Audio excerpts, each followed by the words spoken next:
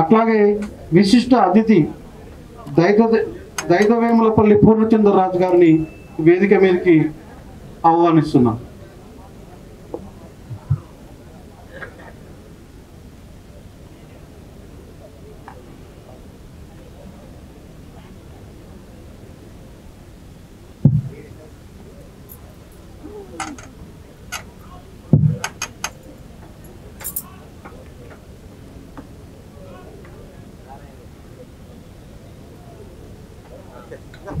అట్లాగే ఆత్మీయ అతిథులు డాక్టర్ కోవి కోటేశ్వరరావు అన్నని వేదిక మీదకి సాధారణంగా ఆహ్వానిస్తున్నాం.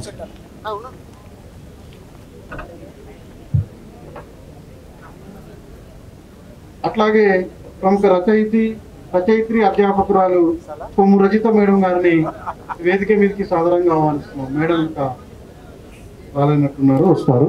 అట్లాగే ప్రముఖ విమర్శకులు కథకులు డాక్టర్ వెల్దండి శ్రీధర్ అన్నని కూడా వేదిక మీదకి సాధారణంగా ఆహ్వానిస్తున్నాం. అట్లాగే సంపాదక వర్గం నుంచి డాక్టర్ సంగిశెట్టి శ్రీనివాసన్న గారిని కూడా వేదిక మీదకి సాధారణంగా ఆహ్వానిస్తున్నాను. ఈ సభకు అధ్యక్షత వహించాల్సిందిగా గుడిపల్లి నిరంజన్ను ఆహ్వానిస్తూ సభను నడిపించవలసిందిగా మనవి చేస్తున్నాం.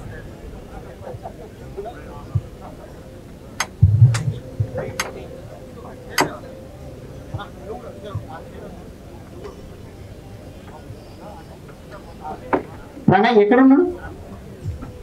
ఒక చేతి అక్కడ ఉంది.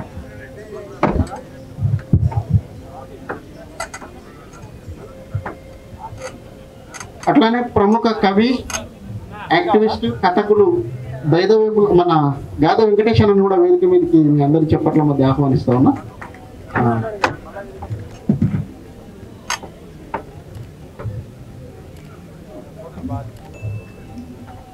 కాదు సభకు జై భీమ్, జై భారత రాజ్యాంగం, నమస్తే. దైదవేములపల్లి దేవేందర్ గారు రాసినటువంటి తొండము తొలి తెలంగాణ దళిత కావ్యం ఆవిష్కరణకు ఇచ్చేసినటువంటి పెద్దలందరికీ నమస్సులు, స్వాగతం తెలియజేస్తూ ఈ కార్యక్రమానికి ముఖ్య అతిథిగా ఇచ్చేసినటువంటి ప్రముఖ తెలంగాణ పరిశోధకులు, కవి, విమర్శకులు, మాకు గురుతుల్యులు డాక్టర్ సుంకిరెడ్డి నారాయణ రెడ్డి సార్ గారికి, అట్లాగే ఈ కార్యక్రమంలో ఈ తొండము పుస్తకాన్ని ఆవిష్కరించడానికి ఇచ్చేసినటువంటి ప్రముఖ సాహితీవేత్త రెవరెండ్ డాక్టర్ డిఎన్ పురుషోత్తం సార్ గారు, అట్లాగే విశిష్ట అతిథిగా విచ్చేసినటువంటి దైదవేములపల్లి దేవేందర్ సార్ గారి యొక్క కుమారులు, వారి వంశ వారసులు దైదవేములపల్లి పూర్ణచంద్ర సార్ గారికి, ఆత్మీయ అతిథులుగా విచ్చేసినటువంటి ప్రముఖ వక్త, కవి, విమర్శకులు, పరిశోధకులు డాక్టర్ కోయి కోటేశ్వరరావు సారు, తెలుగు శాఖ అధ్యక్షులు ప్రభుత్వ సిటీ కళాశాల గారికి, అట్లాగే కొమ్ము రజిత మేడం గారు ఒక 5 నిమిషాలు 10 నిమిషాల్లో మన ఈ సభలో యాడ్ అవుతారు మేడం గారికి, అట్లాగే ప్రముఖ విమర్శకులు, కథకులు, కవి డాక్టర్ వెల్దండి శ్రీధరన్న గారికి, ఈ కార్యక్రమానికి మనం ఏర్పాటు చేసుకోవడానికి ప్రముఖమైన పాత్ర వహించినటువంటి పెద్దలు డాక్టర్ సంగిశెట్టి శ్రీనివాస్ సార్ గారు. వీరు తెలంగాణ విమర్శలో మేటి, చాలా విస్మరణకు విస్మృత కవులు చాలామందిని తెలంగాణ సాహిత్యానికి, ముఖ్యంగా తెలుగు సాహిత్యానికి పరిచయం చేసినటువంటి పరిశోధక పంచానన అనొచ్చు డాక్టర్ సంగిశెట్టి శ్రీనివాస్ సార్ గారిని. వీరు దైదవేములపల్లి దేవేందర్ గారు రాసినటువంటి తొండము పుస్తకాన్ని వెతికి, ఆ పుస్తకము తెలుగు సాహిత్యంలో ఇంతవరకు పరిచయం కాలేదు, విస్మరణకు విస్మృతికి గురైంది కాబట్టి ఆ పుస్తకాన్ని వేయాలి అని పూలే అంబేద్కర్ అధ్యయన వేదికను కోరగా, వారు కోరిన వెంటనే ఈ పుస్తకాన్ని ఇరువురం కలిసి పునర్ముద్రణ చేసి ఈ హైదరాబాద్ బుక్ ఫేర్లో ఆవిష్కరణ చేస్తూ ఉన్నాం. కాబట్టి ఈ కార్యక్రమానికి ఇచ్చేసినటువంటి అందరికీ కూడా ముందుగా ధన్యవాదాలు తెలియజేస్తూ, మొదటగా ఈ పుస్తకాన్ని ఆవిష్కరించాల్సిందిగా డాక్టర్ రెవరెండ్ పురుషోత్తం సార్ గారిని కోరుతూ, వీరే ఎందుకు ఆవిష్కర్తగా ఎంచుకోవడం జరిగిందనంటే, నిజానికి వీరు కూడా పెద్దగా మెయిన్ స్ట్రీమ్ సాహిత్య ప్రపంచంలో పేరు తెలియనటువంటి వ్యక్తి, కానీ మెయిన్ స్ట్రీమ్లో ఉండేటటువంటి ప్రముఖ సాహితీవేత్తల కంటే గొప్ప పని ఎవరికీ తెలియకుండా చేయడం అనేటటువంటిది జరిగింది పురుషోత్తం సార్ గారు. వారు మా నాగర్ కర్నూలు వాస్తవ్యులు. చాలా పెద్ద పని ఏం చేసిందంటే సారు, అసలు మొత్తం తెలుగు సాహిత్యంలో తెలంగాణ సాహిత్యము విస్మరణకు గురైతే, తెలంగాణలో మళ్ళీ దళితులు రాసినటువంటి సాహిత్యము ఇంకా విస్మరణకు గురైంది. దళితులు రాసినటువంటి సాహిత్యంలో ఇంకా దళిత క్రైస్తవులు రాసినటువంటి సాహిత్యము ఎవరు పట్టించుకోలేదు. ఎవరు ఒక దగ్గరికి ఏరి కూర్చి ఒక పుస్తకంగా తీసుకొచ్చినటువంటి అది కూడా లేదు. ఎందుకో మరి ఈ దళిత క్రైస్తవ సాహిత్యం పట్ల తెలుగు సాహిత్యంలో, తెలంగాణ సాహిత్యంలో ఒక వివక్షత కొనసాగుతుంది. ఎవరో ఏం చేయాలనేటటువంటి దానికోసం వేచి చూడకుండా డాక్టర్ రెవరెండ్ పురుషోత్తం సార్ గారే మెననైట్ సోదర సమాజ క్రైస్తవ వాంగ్మయము అనేటటువంటి ఒక పుస్తకాన్ని దాదాపుగా ఒక 80 మంది దళిత క్రైస్తవులు రాసినటువంటి సాహిత్యాన్ని, వాళ్ళ యొక్క పరిచయాన్ని ఒక దగ్గరికి ఏరి కూర్చి ఒక పుస్తకంగా వేశారు వాళ్ళే. అదే ఆ పుస్తకమే మెననైట్ సోదర సమాజము క్రైస్తవ వాంగ్మయము అనేటటువంటి పుస్తకాన్ని రాశారు. వారికి ఒకసారి గట్టిగా చప్పట్లతోటి గొప్ప పని చేశారు. తెలంగాణ ప్రభుత్వం చేత డాక్టరేట్ తీసుకోవడం జరిగింది. పెద్దలు కేసీఆర్ చేతులు కూడా వారు అవార్డు తీసుకొని సన్మానించడం అనేటటువంటిది జరిగింది. కాబట్టి ఈ పుస్తకాన్ని వారే ఆవిష్కరిస్తే సమంజసంగా ఉంటుందని భావించి పురుషోత్తం సార్ గారిని కోరగా వారు అంగీకరించినందుకు ధన్యవాదాలు తెలియజేస్తూ, ఇప్పుడు తొండము పుస్తకాన్ని ఆవిష్కరించాల్సిందిగా కోరుతూ, ఆ పుస్తకం మొదటి కాపీని వారి కుమారుడు దైదవేములపల్లి దేవేందర్ సార్ గారికి బహుకరించాల్సిందిగా ప్రార్థిస్తున్నాం. Thank you. పూర్ణచంద్ర సార్.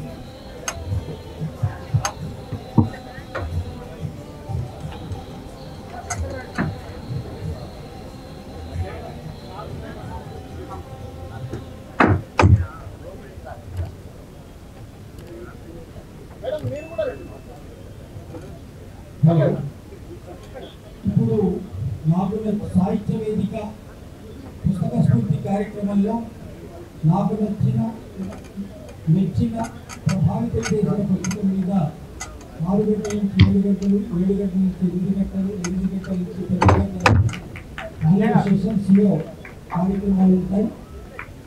కార్యక్రమాల్లో చిన్న పొరపాటు వల్ల డ్యాన్స్ నృత్య ప్రదర్శనకు సంబంధించిన కార్యక్రమం కొంత లేటుగా మొదలైంది. అందువల్ల క్షమించాలి. కొందరు ఇంకా నృత్య ప్రదర్శించండి, కానీ ఈ సెషన్ ప్రారంభం కావాలి కాబట్టి వారి ప్రదర్శనని ఆపాల్సి వచ్చింది. కాబట్టి షెడ్యూల్ ప్రకారంగా కొంత వాళ్ళకి అసౌకర్యం కలిగింది. క్షమించదని హైదరాబాద్ అధ్యక్షులుగా కోరుకున్నారు వారిని. కానీ షెడ్యూల్ ఒక్కసారి ఒక హాఫ్ లేట్ అయితే మొత్తం అసమవుతుంది. ఇక్కడ వేదిక అధ్యక్షులుగా మిమ్మల్ని మరొకసారి కోరుకుంటున్నాను.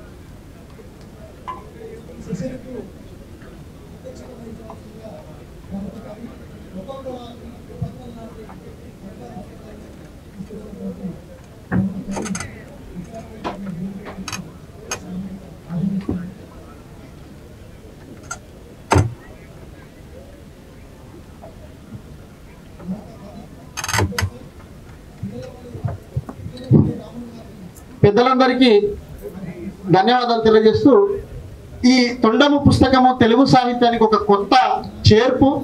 అది సంగిశెట్టి శ్రీనివాస్ సార్ గారు అట్లాగే డాక్టర్ సుంకిరెడ్డి నారాయణ రెడ్డి సార్ గారు ఈ పుస్తకము సాహితీ ప్రపంచానికి పరిచయం కావడానికి ముఖ్యంగా బేస్ సుంకిరెడ్డి నారాయణ రెడ్డి సార్ గారికి ఒకసారి గట్టిగా చప్పట్లతోటి సారే సంగిశెట్టి శ్రీనివాస్ చెప్తే శ్రీనివాస్ సార్ గారు ఈ పుస్తకాన్ని ముద్రణ చేయడానికి మమ్మల్ని కోరగా మేము ఆ పని చేశాము.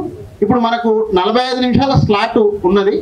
దయచేసి పెద్దలందరూ కూడా ఈ సమయాన్ని ఖచ్చితంగా పాటిస్తారని కోరుతూ, ముఖ్యంగా ఇప్పుడు డాక్టర్ వెల్దండి శ్రీధర్ గారు ప్రముఖ విమర్శకులు, కథకులు, వీరు స్పందించాల్సిందిగా కోరుతాం.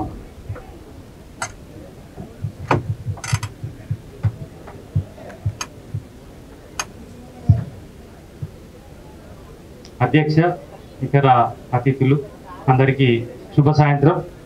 మిత్రులారా, ఈరోజు నిజంగానే తెలంగాణ సాహిత్య చరిత్రలో ఒక మర్చిపోయినటువంటి రోజు. వేదిక మీద ఉన్నటువంటి విశిష్ట పరిశోధకులు ఇద్దరు మన మధ్యలో ఉన్నారు. వారు డాక్టర్ సుంకిరెడ్డి నారాయణ రెడ్డి గారు, అలాగే డాక్టర్ సంగిశెట్టి శ్రీనివాస్ గారు. వీరిద్దరి కృషి వల్ల ఎన్నో పుస్తకాలు తెలంగాణ సాహిత్యానికి చేర్పులుగా వచ్చి ఉన్నాయి. అవన్నీ కూడా పాఠకులకు ఆదరణను పొందినటువంటి పుస్తకాలే. వాటికి కొత్త చేర్పుగా ఇవాళ తొండము అనేటువంటి తెలంగాణ తొలి దళిత కావ్యాన్ని ఈరోజు హైదరాబాద్ 37వ బుక్ ఫేర్లో ఆవిష్కరించుకోవడం అనేటువంటిది తెలంగాణ చరిత్రలోనే ఒక మర్చిపోయినటువంటి రోజుగా మనం చెప్పుకోవచ్చు. సరే, ఇవాళ దళిత సాహిత్యం పైన లేకపోతే 1980ల నుంచే వివిధ అస్తిత్వవాదాల మీద వచ్చినటువంటి సాహిత్యాన్ని మనం అంతా కూడా చూస్తూ, చదువుతూ, వాటితో కలిసి ప్రయాణిస్తూ చేస్తున్నటువంటి వాళ్ళమే. అయితే వాటిలో ప్రధానంగా చెప్పుకున్నటువంటి మైల్ స్టోన్ లాంటి పుస్తకాలు ఎన్నో వచ్చినాయి. అలాంటి ఒక గొప్ప మైల్ స్టోన్ లాంటి పుస్తకమే ఇవాళ ఈ తొండం అనేటువంటిది. ఈ తొండం అనేటువంటి పుస్తకం నిజంగా దళిత జీవితాన్ని పూర్తిగా ఆవిష్కరించినటువంటిది. ఒక రకంగా జాషువా గారి గబ్బిలాన్ని ఇన్స్పైరింగ్గా తీసుకుని రాసినటువంటి గ్రంథంగా కూడా చెప్పుకోవచ్చు. దానికి నిజంగా కొన్ని చోట్ల అయితే ఒక్కొక్కసారి గబ్బిలాన్ని దాటి కూడా మనకు కనిపిస్తూ ఉంటుంది వర్ణన, లేకపోతే దళిత జీవితంలో ఉన్నటువంటి వ్యతలు, కన్నీళ్లు, నొప్పులు అనేటువంటివి కూడా చాలా తీసుకొచ్చారు ఇలా రచయిత. అయితే దానిలో ఒక కోట్ చేసి నేను ముగిస్తాను, ఎందుకంటే చాలా మంది పెద్దలు ఉన్నారు కాబట్టి వేదిక మీద. పురములు దాటి వెళ్ళే తన బొక్కెడు మెతుకుల కోసమై గదా, తరములు దాటి నింక తన తండ్రుల తాతల కాలమంతయున్ మరువని సేవ చేసినను, మంచి ఆహారము దొరకలేదు వాని రుణము తీరునా, కడకు ఈ బ్రతుకంతయు దారపోసినన్. అంటే దళితుడైనటువంటి వాడు కడగొట్టు వాడలో జీవిస్తూనే ఊర్లో ఉన్నటువంటి పెత్తందారుల సేవ కోసం జీవితాంతం కష్టపడినా కూడా వానికి ఒక బుక్కెడు బువ్వ కూడా అందనటువంటి నికృష్టమైనటువంటి సమాజాన్ని ఆనాడు రచయిత ఎంత అద్భుతంగా చిత్రీకరించినటువంటిది మనం ఆశ్చర్యపోతాం. నిజంగానే దైదవేములపల్లి దేవేందర్ గారు స్వయంగా తన సమకాలీన కాలంలో ఎన్నో వ్యతలను చూసి తాను స్వయంగా అనుభవించి రాసినటువంటిది. అలాంటి ఒక దళిత జీవితాన్ని ఈరోజు మనకు మళ్ళీ పునర్ముద్రణ చేయడం అనేటువంటిది నిజంగానే ఒక గొప్ప విశిష్టమైనటువంటి సంఘటనగా చెప్పుకోవచ్చు. అట్లా చాలా పద్యాలు, అద్భుతమైనటువంటి పద్యాలు, నిజంగా ఛందస్సుపరంగా కావచ్చు, లేకపోతే అలంకార యుక్తంగా కావచ్చు, అనేక రకాలుగా కూడా ఒక గొప్ప మేలిమి గ్రంథంగా దీన్ని తీసుకోవచ్చు. చాలా తక్కువ పద్యాలే అయినప్పటికీ కూడా నిజంగా పాఠకుల మనసుల్లో నిలిచిపోయినటువంటి పద్యాలుగా మనం చెప్పుకోవచ్చు. అట్లా ఇంకొక పద్యాన్ని మాత్రం నేను కోట్ చేసి ఆపేస్తాను మిత్రులారా. చాలా అద్భుతమైన, నిజానికి చాలా ప్రతి పద్యం కోట్ చేయదగినటువంటిదిగా ఉన్నది. అయినా కూడా 1-2 మాత్రమే నేను ఆపేసి, అంటే చాలా ప్రశ్నలు ఆనాడు గాంధీ మహాత్ముని, నెహ్రూను, లేకపోతే వినాయకుడిని కూడా ఆధ్యాత్మిక పరంగా కూడా అనేక ప్రశ్నలు సంధించినటువంటి గొప్ప కావ్యం ఇది. అలాంటి కావ్యాన్ని పాఠకులందరూ కూడా కొని చదవాల్సిందిగా విజ్ఞప్తి చేస్తూ ఒక పద్యం. వాణ్ణి గన్న తల్లికెప్పుడు వరము లేదు, వాడు పుట్టిన భూమిలో వంతు లేదు, మాల మాదిగల పనికి మార్పు ఏది, పాపిన గాంధీ నడుగు వాని బాధలన్నీ. అంటే గాంధీని బాపూజీ అని పిలుస్తాము. ఆ గాంధీ అంటే భారత జాతిపిత అయినటువంటి గాంధీ మహాత్ముని అడిగినా కూడా సమాధానం లేదు. అంటే ఇవాళ దళితులు వేసినటువంటి అనేక ప్రశ్నలకు ఇంకా సమాధానాలు మనం వెతుక్కుంటూనే ఉన్నాం. నిజంగా వాళ్ళు వేసినటువంటి ప్రశ్నలకు మన దగ్గర ఈనాటి సమాజానికి దగ్గర కూడా సమాధానాలు లేనటువంటి పరిస్థితి చూస్తున్నాం. అట్లా అనేక పద్యాల్లో వారు సంధించినటువంటి ప్రశ్నలకు ఇంకా కూడా మనం సమాధానం వెతుకుతూనే ఉంటాం. నిజంగా దళితులకు విముక్తి ఎప్పుడు? ఇవాళ అనేక రకాల రిజర్వేషన్లు పెట్టుకున్నాం, ఈడబ్ల్యూ రిజర్వేషన్ పెట్టుకున్నాం, అనేక రకాల రిజర్వేషన్లు ఉన్నాయి. అయినా కూడా నిజంగా అవన్నీ కూడా ఫలాలు అందాల్సినటువంటి వాళ్ళకు అందడం లేదు. అట్లా దైదవేములపల్లి దేవేందర్ గారు కూడా ఆనాడే అనేక రకాల క్వశ్చన్లు వేసి ప్రశ్నలు వేసి ఆనాటి సమాజాన్ని మేల్కొల్పినటువంటి గొప్ప రచయిత. ఈ తొండం అనేటువంటి పుస్తకాన్ని నిజంగా ఒక దళితులే కాదు, నిజానికి ఈ పుస్తకాన్ని గుండె కత్తుకోవాల్సింది ప్రతి మానవ మాతృడు అయినటువంటి ప్రతి పాఠకుడు కూడా గుండెకి హత్తుకోవాల్సినటువంటి ఒక గొప్ప కావ్యం తొండం అనేటువంటిది. మిత్రులారా, ఈ కొత్త పుస్తకాన్ని ప్రేక్షకులంతా పాఠకులంతా కూడా దయచేసి ఆదరించి పుస్తకాన్ని కొని చదవాల్సిందిగా విజ్ఞప్తి చేస్తున్నాను. రాబోయేటువంటి తరాలకు, ఇప్పుడు ఉన్నటువంటి పిల్లలకు కూడా ఇందులో ఉన్నటువంటి పద్యాలు నేర్పితే నిజంగానే అవి దళితుల యొక్క వేదనను అర్థం చేసుకోవడానికి ఒక గొప్ప వనరుగా ఉపయోగపడుతుందని చెప్తూ నాకు ఈ అవకాశం ఇచ్చినందుకు నిర్వాహకులందరికీ కూడా ధన్యవాదాలు. ముఖ్యంగా గుడిపల్లి నిరంజన్ గారికి ధన్యవాదాలు. Thank you sir. కావ్యంలో ఉండే సామాజికతను గొప్పగా పరిచయం చేశారు ఉన్న తక్కువ టైంలోనే. వెల్దండి శ్రీ గారికి మరొకసారి ధన్యవాదాలు తెలియజేస్తూ, నిజానికి దైదవేములపల్లి దేవేందర్ సార్ గారు ఈ కావ్యం 1974లో రాశారు. వారు జాతీయ స్థాయి నాయకులతోటి నెహ్రూ, బాబు జగ్జీవన్ రాము, వెంకటస్వామి సారు ఇట్లాంటి పెద్ద పెద్ద నాయకులతోటి పరిచయం ఉండి డైరెక్ట్గా వారితోటి సంభాషించే చతురత, ఆ రకమైనటువంటి క్లోజ్నెస్ ఉన్నటువంటి కవి నిజానికి ఎందుకు తెలుగు సాహిత్యానికి వెలుగులోకి రాలేదు అనేటటువంటిది ఒక ప్రశ్న అయితే వేధిస్తూ ఉన్నది. కాబట్టి ఇంట్లో ఉండేటటువంటి కావ్య అంటే పద్యాలంతా కూడా చాలా గొప్ప సామాజిక స్పృహను ప్రేరేపిస్తున్నాయని తెలియజేస్తూ, ఇప్పుడు ప్రముఖ సాహిత్య విమర్శకులు, వక్త, పెద్దలు కోటేశ్వరరావు సార్ గారిని మాట్లాడాల్సిందిగా మీ అందరి చప్పట్ల మధ్య కోరుతా ఉన్నా. నాగర్ కర్నూలు నుంచి వచ్చినటువంటి మిత్రులు కూర్చోవలసిందిగా శివ. Thank you. అందరికీ జై భీములు. ముందుగా ఒక గొప్ప పుస్తకాన్ని తెలుగు సాహిత్యానికి పరిచయం చేసినటువంటి ఈ పుస్తక సంపాదకులు అన్న డాక్టర్ సంగిశెట్టి శ్రీనివాస్ గారికి, దానికి ప్రేరణగా నిలిచినటువంటి గురువు గారు డాక్టర్ సుంకిరెడ్డి నారాయణ రెడ్డి గారికి, ఈ పుస్తకాన్ని ప్రచురించిన మన గుడిపల్లి నిరంజన్ గారికి, ముఖ్యంగా పూలే అంబేద్కర్ అధ్యయన వేదిక ఇవాళ తెలుగు సాహిత్యాన్ని బుక్ ఫైర్ అధ్యక్షులు ప్రముఖ కవి విమర్శకులు అన్న యాకూబ్ గారు వచ్చారు. వారికి స్వాగతం నిర్వాహకుల పక్షాన. ముందుగా పూలే అంబేద్కర్ అధ్యయన వేదిక చాలా గొప్ప పుస్తకాలు, తెలుగు పరిశోధనకు, తెలంగాణ పరిశోధనకు ఊతమిచ్చేటువంటి అద్భుతమైన పుస్తకాలు తీసుకొస్తున్నారు గుడిపల్లి నిరంజన్ గారు, అలాగే సంగిశెట్టి శ్రీనివాస్ గారు. మనం ఆ సంస్థని ఈ సందర్భంగా అభినందిద్దాం. చాలా చారిత్రాత్మకమైన కృషి చేస్తున్నారు. అంటే దళితులే ప్రచురణకర్తలుగా మారవలసిన అవసరం ఉంది అనేది మనకి భాగ్యరెడ్డి వర్మ దగ్గర నుంచి, జాల రంగస్వామి దగ్గర నుంచి, కుసుమ ధర్మన్న దగ్గర నుంచి దళితులే ప్రచురణకర్తలుగా మారాల్సిన అవసరం ఉంది. ఆ చారిత్రాత్మక కర్తవ్యాన్ని మోస్తున్నారు పూలే అంబేద్కర్ అధ్యయన వేదిక. నాకు చాలా సంతోషంగా ఉంది. అలాగే ఇవాళ తొండము మనకి కవి గుడిలో దొరికే తీర్థం లాగా ఉండకూడదు, కవి తిరుపతిలో దొరికే ప్రసాదం లాగా కవి ఉండకూడదు, చౌరాస్తాలో దొరికే చల్లని మంచినీరు లాగా కవి ఉండాలి. అది పాఠక విధేయంగా ఉండాలి. అలాంటి కవి ఈ తొండం దైదవేములపల్లి దేవేంద్ర గారు. ముఖ్యంగా వారి కుమారుడు పూర్ణచంద్ర గారు రావటం ఈ సభ పరిపూర్ణమైందిగా నేను భావిస్తున్నాను. అలాగే పురుషోత్తమ శర్మ గారు 80 మంది దళిత క్రైస్తవ, పురుషోత్తమ గారు 80 మంది దళిత క్రైస్తవ కవులని పరిచయం చేయడం అనేది చాలా గొప్ప విషయం. విస్మృత కోణాలని తీసుకొచ్చారు. అంతకుముందు కృపాచార్య గారు లాంటి వాళ్ళు గుజ్జనముడి చేశారు. దానికి ఎక్స్టెన్షన్గా అందులో లేనివన్నీ కూడా తీసుకొచ్చారు. అది కూడా చాలా గొప్ప ప్రయత్నం. ఇక ఈ తొండం చదివిన తర్వాత నాకు చాలా ఆశ్చర్యం వేసింది. అంటే అంతకుముందు కమ్మరి కొలిమి, కుమ్మరి చక్రం, జాలరి పగ్గం, సాలెల మగ్గం, ఇలా శ్రామికుల వృత్తిగతమైన పరికరాలు ఎన్నో అభ్యుదయ కవిత్వం తీసుకొచ్చింది. కానీ 80వ దశకం వచ్చిన తర్వాత, దళిత ఉద్యమాలు వచ్చిన తర్వాత సింబల్స్ మారాయి. కమ్మరి కొలిమి, కుమ్మరి చక్రం, సాలెల మగ్గం, జాలరి పగ్గంతో పాటుగా తొండం వచ్చింది, డప్పు వచ్చింది, చెప్పు వచ్చింది. అలా మాదిగ, దళిత, మాలల వృత్తిగతమైనటువంటి సింబల్స్ తెలుగు సాహిత్యంలోకి రావటం వల్ల మాలమాదిగల వృత్తిగతమైన కులపరమైన భాష తెలుగు సాహిత్యంలోకి రావటం వల్ల అసలు సజీవమైన భాష మూలాలు ఎక్కడున్నాయో తెలుగు సాహిత్యానికి అర్థమైంది. అసలు నిజమైన భాష ఎక్కడుందంటే మాలమాదిగ పల్లెల్లోనే ఉంది.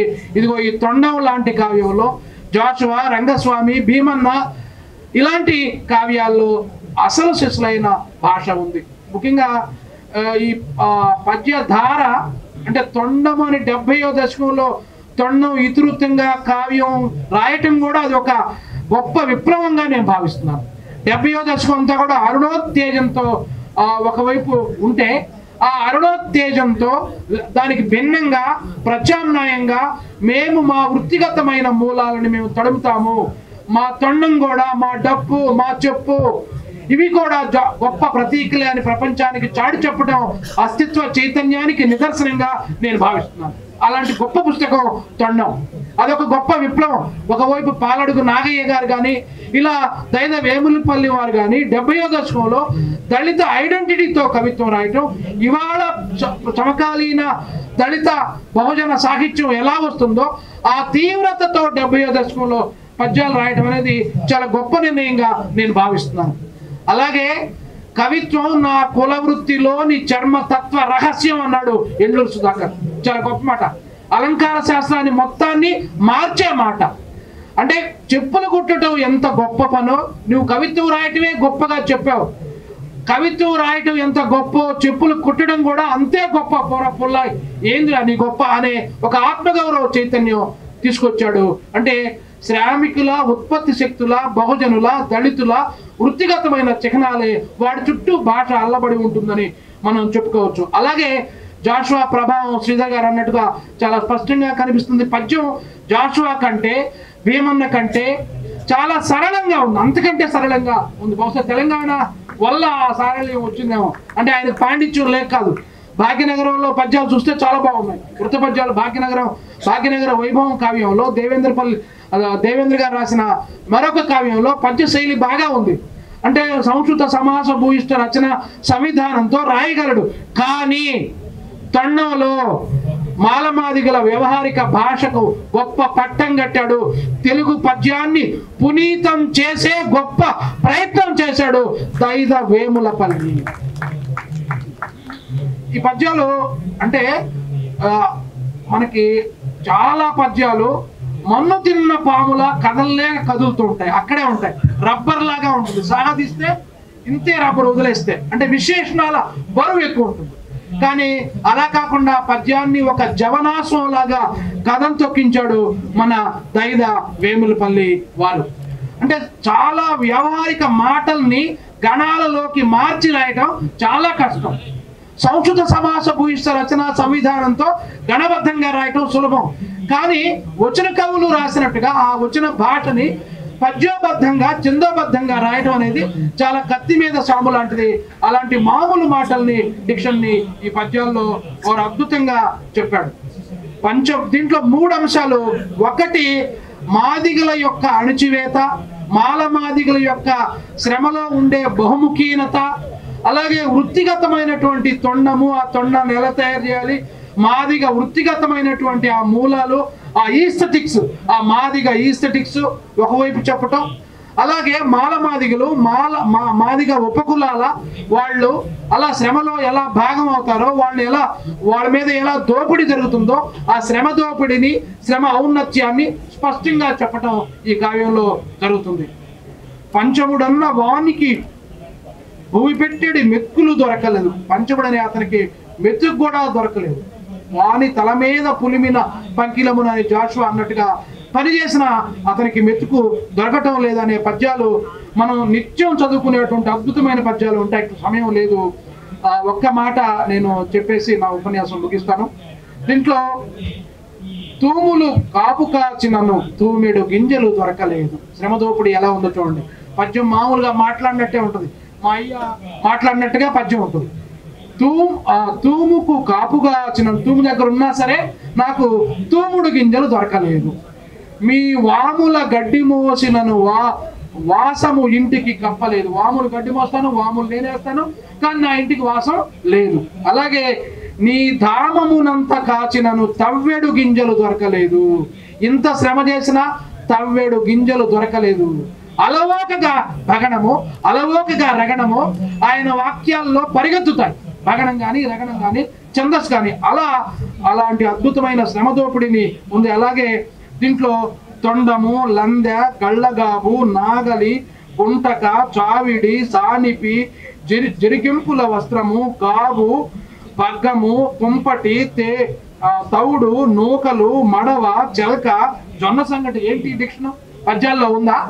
తక్కువ పద్యాల్లో.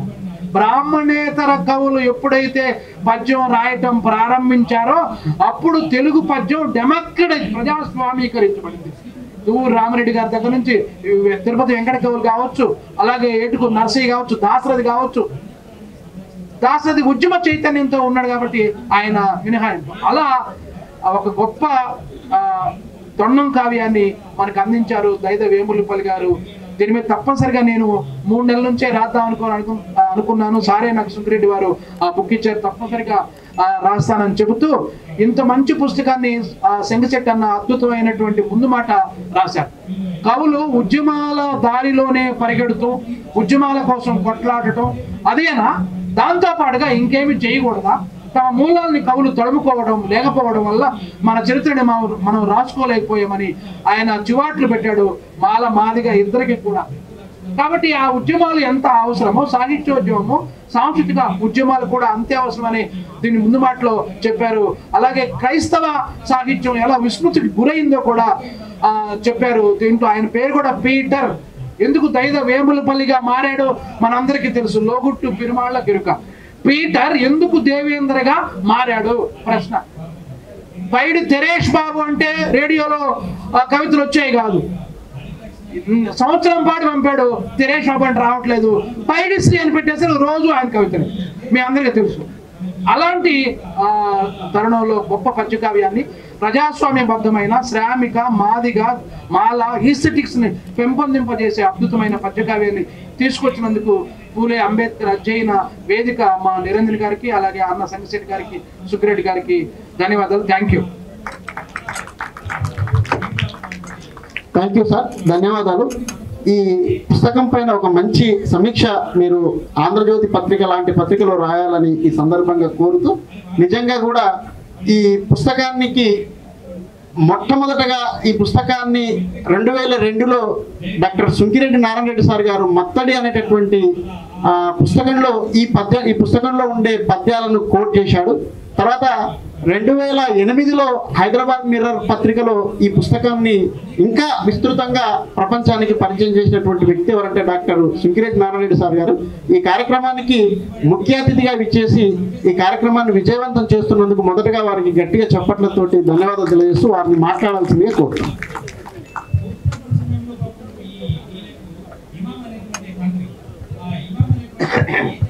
సభకు నమస్కారం. పుస్తకం గురించి నేను పరిచయం చేద్దాం అనుకున్నా, కొయ్యి కోటేశ్వరరావు సమగ్రంగా పరిచయం చేసిండు. కాబట్టి దాని నేపథ్యం గురించి అంటే 74లో ఈ కావ్యం రాసినప్పటికీ కూడా ఇన్నేళ్ళ అది మరుగున పడి ఉంది. అంటే ఎందుకు మరుగున పడి ఉంది?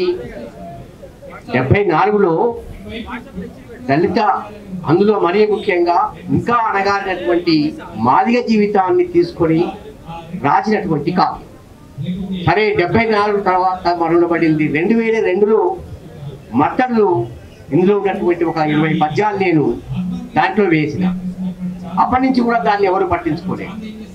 2002లో వేస్తే ఇన్నాళ్లకు సంగిశెట్టి గుడిపల్లి నిరంజని వాళ్ళ పట్టుదల వల్ల, కృషి వల్ల ఇన్నాళ్ళకి 22 ఏళ్ల తర్వాత అది మళ్ళీ పునర్ముద్రణకు నోచుకోవడం అనేది చాలా చాలా ఆనందం కలిగిస్తుంది. ఎందుకంటే దాన్ని మొదటిసారిగా నేను లోకానికి పరిచయం చేసిన కాబట్టి గురువయ్య అనే ఒక పోస్ట్ మాస్టర్ ద్వారా ఆ పుస్తకం దొరికింది.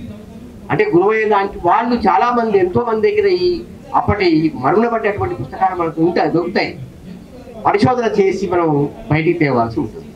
అయితే 74లో వచ్చిన తర్వాత 2002 అనేది ఏమిటి గీటురాయి, అది ఏమిటి కొండగుర్తు అంటే తెలంగాణ ఉద్యమం ప్రారంభమయ్యి తెలంగాణ ఎక్కడెక్కడ ఏ రంగాల్లో విస్మరణకు గురైందో ఆ విస్మరణకు గురైనటువంటి చరిత్ర మీద దృష్టి పెట్టినందువల్ల ఆ 2002లోనైనా వాటి మీద దృష్టి పడింది.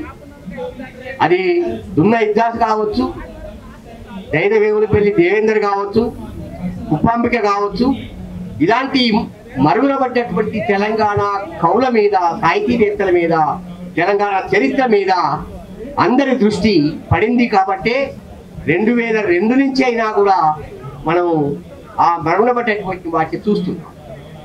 అయితే ఆ 2002 దాకా ఎందుకు విస్మరణకు గురైనది అంటే మనకు 95 నుంచి ఈ అస్తిత్వ ఉద్యమాలు వచ్చిన తర్వాతనే ప్రతి అస్తిత్వ ఉద్యమం కూడా తమ ఐడెంటిటీని రక్షించుకోవడంలో భాగంగా, తమ ఐడెంటిటీని నిలుపుకోవడంలో భాగంగా తమ గతం వైపు చూడడం అనేది జరిగింది.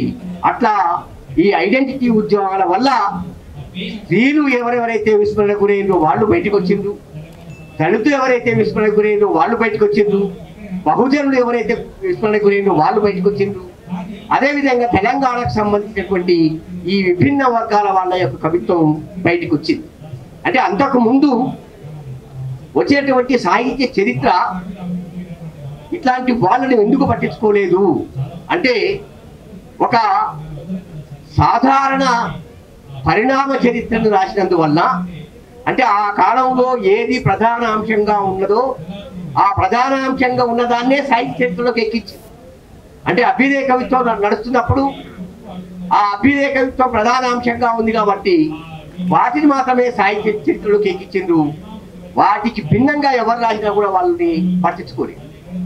అట్లా భావ కవిత్వం రాస్తున్నప్పుడైనా, అభ్యుదయ కవిత్వం వచ్చినప్పుడైనా, తర్వాత విప్లవ కవిత్వం వచ్చినప్పుడైనా సరే ఆనాడు ఏదైతే ఒక ప్రభావశీలంగా ఉందో, ఏదైతే ప్రధాన అంశంగా ఉందో దాన్ని మాత్రమే పట్టించుకుని దాన్ని కేంద్రంగా సాహిత్య చరిత్ర దాన్ని రచించింది.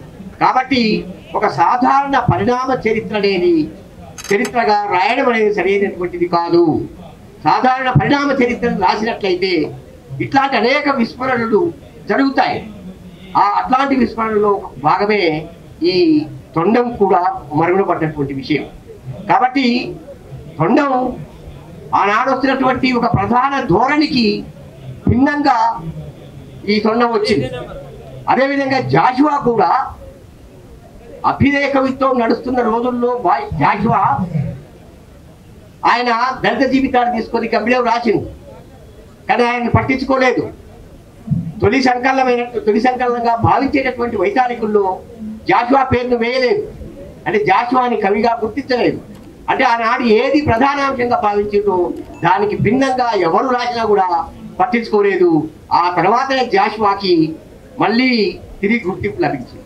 అంటే ఆనాడు జాషువాకు తొలుత అవమానం జరిగి, తొలుత విస్మరణ జరిగి, ఆ తర్వాత విశేషమైనటువంటి గుర్తింపు లభించేట్టుగా ఇవాళ వల్ల మనకు ఇన్నాళ్ళ నుంచి అంటే 74 నుంచి ఇప్పటికి ఒక 48-50 ఏళ్ళు ఎక్కడెక్కడో దాగి ఉన్నటువంటి ఈ తొండానికి మళ్ళీ ఆ జాషువా గబ్బిలం లాంటి ఒక విశేషమైనటువంటి ప్రచారం, అనేకమైనటువంటి వ్యాసాలు ఇవన్నీ కూడా రావాలి. అందుకు ఈ వేదిక మీద ఉన్నటువంటి కోయి కోటేశ్వరరావు, మన వెల్దండి శ్రీధరు, సంగిశెట్టి శ్రీనివాస్ ఎట్లాగూ దానికి ముందు మాట రాసింది. వీళ్ళందరూ కూడా వాటి మీద ఈ కావ్యం మీద వ్యాసాలు రాసి దీన్ని బాగా ప్రాచుర్యంలోకి తీసుకురావాలని నేను కోరుకుంటూ ముగిస్తున్నాను. Thank you. Thank you sir. మీరు దళిత సాహిత్యానికి విశేషమైనటువంటి కృషి చేస్తూ ఈ సాహిత్యాన్ని స్ట్రెంథన్ చేయడంలో, నిజానికి దళిత సాహిత్యం స్ట్రెంథన్ కావడంలో దళితేతరుల పాత్రనే ఎక్కువగా ఉన్నది. అట్లాంటి వారిలో ముఖ్యులు డాక్టర్ సంగిశెట్టి శ్రీనివాస్ సార్ గారు, అట్లాగే డాక్టర్ సుంకిరెడ్డి నారాయణరెడ్డి సార్ గారు. వీరు చాలామంది కవులను మనకు పరిచయం చేస్తున్నందుకు దళిత సమాజం తరఫు నుండి మీకు కృతజ్ఞతలు తెలియజేస్తా ఉన్నాం సార్. ఇప్పుడు ఈ పుస్తకంలో ఆవిష్కర్తగా పాల్గొని ఈ కార్యక్రమాన్ని విజయవంతం చేయడానికి కృషి చేసినటువంటి పెద్దలు విస్మృత సాహిత్యకారులే వారు కూడా. రెవరెండ్ డాక్టర్ పురుషోత్తం సార్ గారిని, డిఎన్ పురుషోత్తం సార్ గారిని స్పందించాల్సిందిగా కోరుతాము.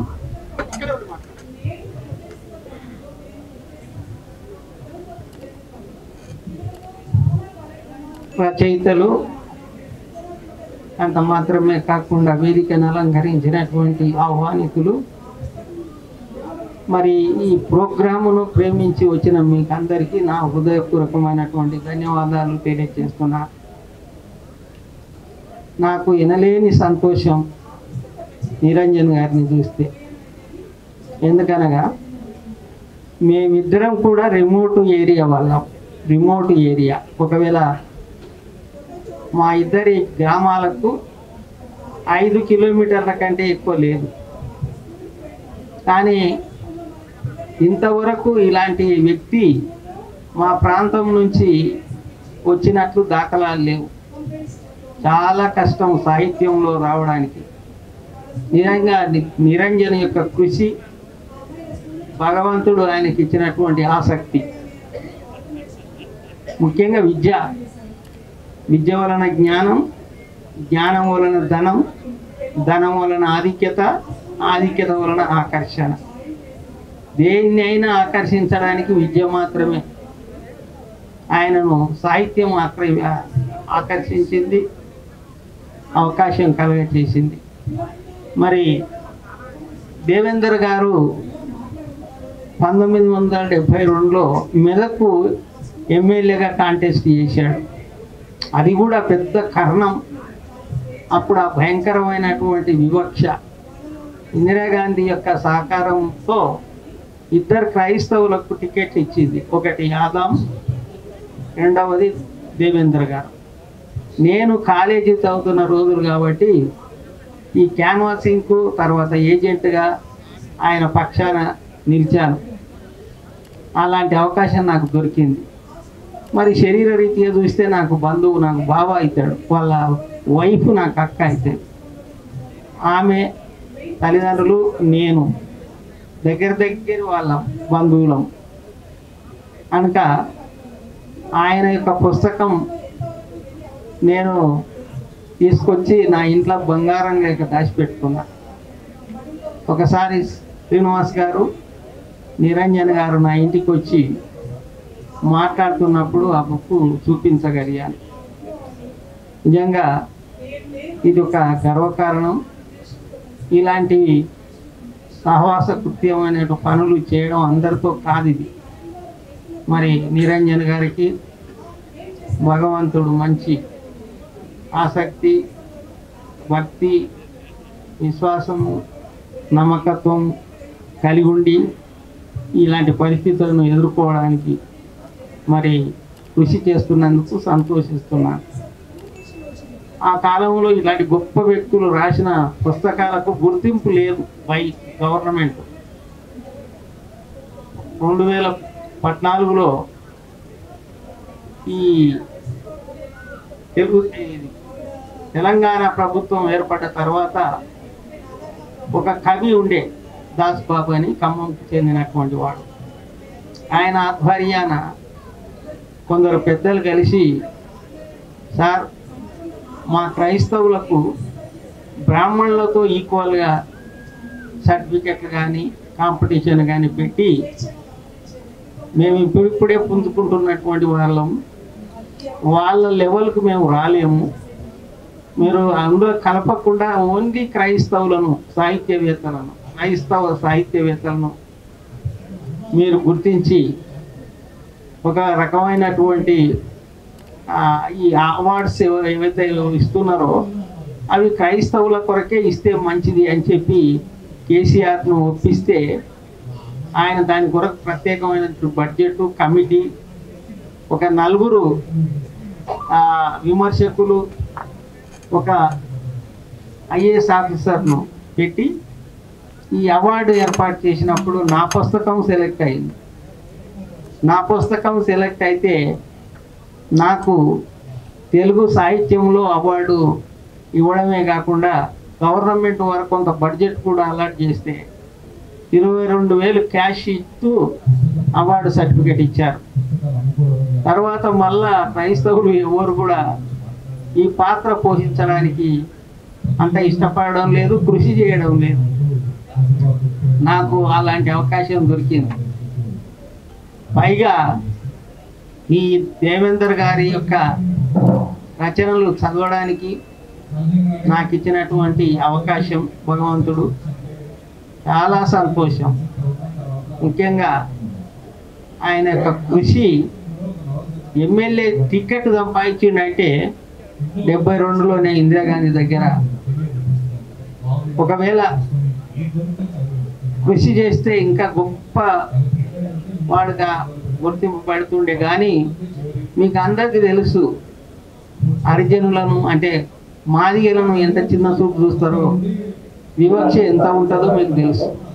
ఆ వివక్షకు గురయ్యి మళ్ళా భవిష్యత్తులో ఇంకొక పోస్టుకు కానీ గవర్నమెంట్ విషయాల్లో ముందుకు సాగడానికి అవకాశం లేకుండా అయింది, వారసత్వం లేకుండా అయిపోయింది. ఎందుకంటే ఆయన ఇంకొక టర్మ్ చేస్తే మినిస్టర్ అయ్యేవాడు, ఆయన కుమారులు కూడా రాజకీయవేత్తలుగా గుర్తింపబడుతుంది. వారసత్వం ఆ 2 లేకుండా అయిపోయిన పరిస్థితి ఏర్పడ్డది. మొత్తం మీద నేను పిలిచి ఈ అవకాశం నాకు ఇచ్చినందుకు శ్రీనివాస్ గారికి, నిరంజన్ గారికి నా హృదయపూర్వకమైన ధన్యవాదాలు తెలియజేస్తూ ముగిస్తున్నా. ధన్యవాదాలు సార్. మీ కృషి ముందు మేము చేసింది చాలా తక్కువ, మీరు చాలా గొప్ప కృషి చేశారు. ఇంకా ఆ పనిలో ఇంకా ఏదైనా మా సహకారం కావాల్సి కూడా తీసుకోవడానికి మీరు సిద్ధంగా ఉండాలని తెలియజేస్తూ, ఇప్పుడు ఈ హైదరాబాద్ బుక్ ఫేర్ అధ్యక్షులు పెద్దలు యాకూబ్ సార్ గారు ఆశీర్వాద వచనం ఈ తొండం కావ్యం మీరు తెలియజేయాల్సిందిగా కోరుతున్నాను. నేను పెద్దలు అనే దాంట్లోకి రాను, మిత్రుడు అనే దాంట్లోకి వస్తాను. ఈ తొండము తెలంగాణ తొలి దళిత కావ్యము అనేది పాయింట్. దీంట్లో తొలి దళిత కావ్యము అనే పాయింట్ని ఇంతకుముందు పేపర్లలోనో లేదా ఫేస్బుక్లోనో దీనికి సంబంధించిన విస్తృత ప్రచారం అయితే జరిగింది. దాన్ని ఎస్టాబ్లిష్ చేయడం అనేది ఇప్పుడు ముఖ్యం. ఆ ఎస్టాబ్లిష్ చేయడానికి తెలంగాణకు సంబంధించినటువంటి సాహిత్య సమాచారం, చరిత్ర సమాచారాన్ని గడ్డపారలు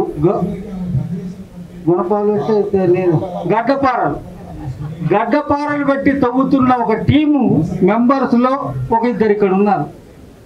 ఒకరు సంగిశెట్టి శ్రీనివాసన్ అయితే ఇంకొకరు సుంకిరెడ్డి నారాయణ రెడ్డి ఇంకా ఉన్నారు.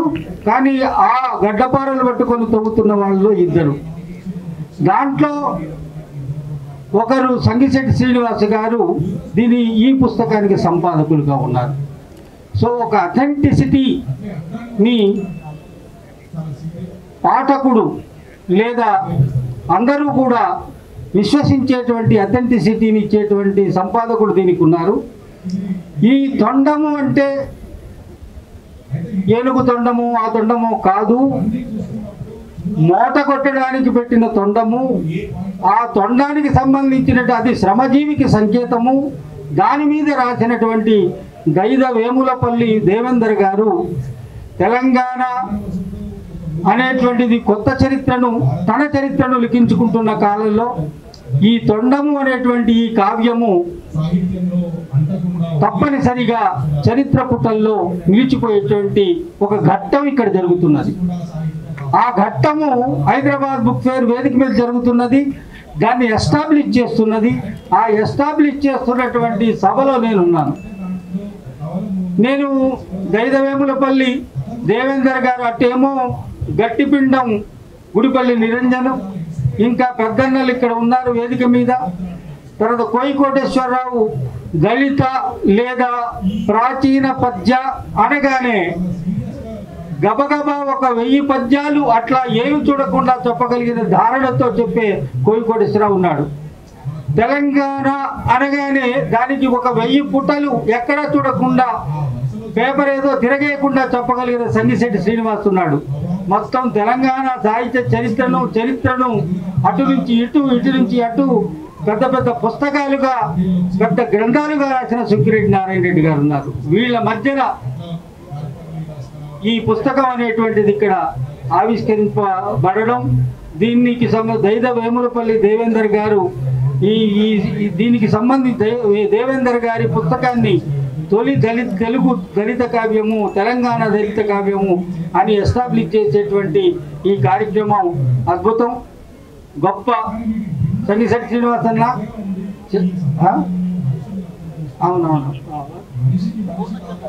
అవునవును. కాబట్టి ఈ సభకు నేను వచ్చి ఈ మాటలు, నేను అటు ఇటు పరిగెత్తుతున్న నిర్వహణలో ఉన్నాను కదా, ఇంకా కాళ్ళ నొప్పులు మొదలైనవి కానీ ఇంకా ఆగి కూర్చొనే పరిస్థితులు లేదు. కాబట్టి అక్కడికి ఇక్కడికి పరిగెత్తు ఉన్నాను. ఏదో కొత్తదనం ఒకటి తీసుకురావాలని, పుస్తకం వర్ధిల్లాలని, పుస్తకాలు జనంలోకి విపరీతంగా వెళ్ళాలని, ప్రతి ఇంట్లో కూడా ఒక రూము గ్రంథాలయం కట్టుకునే స్థితి తెలంగాణలో రావాలని, ఇదంతా ఎక్కడో ఒక దగ్గర మొదలు కావాలి. 1 2 సంవత్సరాలు నేను ఇక్కడ ఉంటాను, ఆ ప్రయత్నం చేస్తే ఇంకొకరు అందుకుంటారు, ఇంకా ముందుకు వెళుతుంది, పుస్తకం వర్ధిల్లుతుంది. కాబట్టి ఇక్కడికి వచ్చి ఈ మాటలు మాట్లాడాలని, లేకపోతే అట్నుంచి ఇందాకొచ్చి పరిగెత్తాను ఫోన్ చేసి, మనసు ఆగలే. అక్కడ కాగానే మళ్ళీ కొంచెం పరిగెత్తుకొచ్చాను. అంటే ఈ పుస్తకం గురించి నాకు తెలుసు కాబట్టి ఈ పుస్తక సభలో నేను ఉండాలి తప్పకుండా అని వచ్చాను. ఒక సిన్సియర్ సాహిత్య విద్యార్థిగా ఇక్కడ కూర్చున్నాను.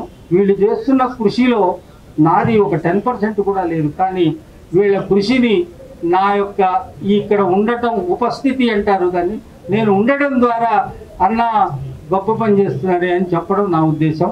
Thank you sir, thank you అన్న. జై హో పుస్తకం.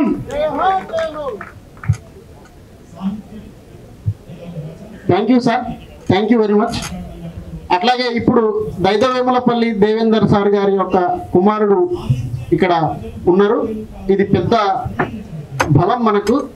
వారు దైదవేములపల్లి వారు తొండము, పల్లెము, భాగ్యనగర వైభవము, దక్కన్లో క్రైస్తవ క్రాంతి, సాంసోన్ ఢిల్లీలా చరిత్ర, ఇట్లాంటి ఒక్క పుస్తకమే కాదు చాలా పుస్తకాలు రాశారు. ఇన్ని పుస్తకాలు రాసినటువంటి వ్యక్తి విస్మరణకి ఎట్లా గురవుతాడు అనేటటువంటిది ఒక గట్టి ప్రశ్న దళిత సమాజం వేస్తూ ఉన్నది. ఈ పుస్తకాలు ఇప్పుడు ఏవి అందుబాటులో లేవు. దయచేసి వీరి కుటుంబ సభ్యులు కొంత ఇనిషియేట్ తీసుకొని ఈ పుస్తకాలన్నింటినీ సమగ్ర సంకలనంగా వేస్తే తెలుగు సాహిత్యానికి గొప్ప మేలు చేసిన వాళ్ళు అవుతారనేటటువంటి విషయాన్ని తెలియజేస్తూ వారిని పూర్ణచంద్ర సార్ గారిని 2 నిమిషాలు మాట్లాడాల్సిందే కోరుతున్నాను. సభకు నమస్కారము. ఈ వేదికల సుక్కిరెడ్డి నారాయణ రెడ్డి గారికి, ప్రముఖ దర్శకులు, విమర్శకులు మన మధ్యలో ఉంటే ఎంతో శ్రేయస్కరము. అదేవిధంగా సంగిశెట్టి శ్రీనివాస్ గారు మరి ఈ యొక్క పుస్తకం అచ్చు వేసింది ఆయన్ని కాబట్టి వారికి కూడా ధన్యవాదాలు తెలియజేస్తున్నాం. అదేవిధంగా కోయి వెంకటేశ్వరరావు గారు తెలుగు శాఖ అధ్యక్షులు, కోటేశ్వరరావు గారు కోటేశ్వరరావు గారు తెలుగు శాఖ అధ్యక్షులు, ప్రభుత్వ కాలేజీ వారు కూడా వందనాలు తెలియజేస్తున్నాను. అదేవిధంగా కొమ్మూరు అజిత గారు, వెల్దండ శ్రీధర్ గారు, మరి శ్రీధర్ గారికి ఈ యొక్క ఆహ్వానాన్ని పిలిచిన వ్యక్తి గుడిపల్లి నిరంజన్ గారు, కల్వకుర్తి గారి కవి, కథకులు వాడు నన్ను డిఎన్ పురుషోత్తం పిలిచారు. మా మామ కావాలి DN Purushottam, reverend DN Purushottam, doctor reverend DN Purushottam మా మామ కావాలి. కనుక వారికి వందనాలు తెలియజేస్తున్నాను. సభికులకు కూడా వందనాలు తెలియజేస్తున్నాను. తొండం యొక్క ముఖ్య ఉద్దేశము, తొండము అని ఎందుకు పెట్టిందంటే యాకూబ్ గారు చెప్పారు. ఆ తొండము యొక్క ఉద్దేశం ఏంటంటే మూట కొడుతుంది. పాతకాలంలో మూట కొడుతుంది. పాతకాలంలో తొండము అంటే ఏమంటారు, బొక్కెనకుంటుంది కదా తొండము. ఆ యొక్క తొండము కుట్టేటోడు మాదిగోలు కుడుతుంది, మాలోళ్ళు కుడుతుంది ఆ తొండము. ఆ తొండము ఈ కావ్యము రాయనికే మా నాయనగారు చాలా శ్రమించింది కాబట్టి ఈ తొండము ఆ యొక్క ఈ 74 సంవత్సరంలో రాసి బాబు జగ్జీవనరావుకి అంకితం చేసిండు. బాబు జగ్జీవనరావుకి అంకితం చేసి ఆయన ఏం చేసిండు అంటే సిటీ కాలేజీకి లైబ్రరీకి అంకితం చేసిండు. అప్పుడే 27,000 రూపాయలు 27,000 రూపాయలు వచ్చినాయి. దాని తర్వాత పల్లెము రాసిండు, దక్కన్లో క్రైస్తవ క్రాంతి రాసిండు, భాగ్యనగర్ వైభవము పిర్సల రంగారెడ్డికి అంకితం చేసిండు. పిర్సల రంగారెడ్డి మన ఫైనాన్స్ మినిస్టర్ ఉంది, ఏపీ గవర్నమెంట్ ఉన్నప్పుడు ఫైనాన్స్ మినిస్టర్ ఉండే. అదేవిధంగా పల్లెము రాసిండు, సాంసన్ ఢిల్లీలో కథ రాసిండు. అన్నిటికంటే ముఖ్యంగా కార్యకర్త పేపర్ ఒకటి పెట్టిండు. కార్యకర్త మరి ఆ యొక్క పేపర్లు ఏం కూడా లేవు, నా దగ్గర లేవు. ఉన్నాయి కొన్ని. నిరంజన్ గారు వచ్చారు, అరే నీ దగ్గర ఏమన్నా ఉంటే అంటే నా దగ్గర ఏం లేవు. చందరు మా భాగ్యనగర్ వైభవము 2 పుస్తకాలు తెచ్చిండు. మిర్యాలగూడ నుంచి 2 పుస్తకాలు తెచ్చి ఒక పుస్తకం ఆయన పెట్టుకుని ఒక పుస్తకం నాకు ఇచ్చిండు. అదే విధంగా నా దగ్గర ఏం లేవు, ఏమేమి లేవు.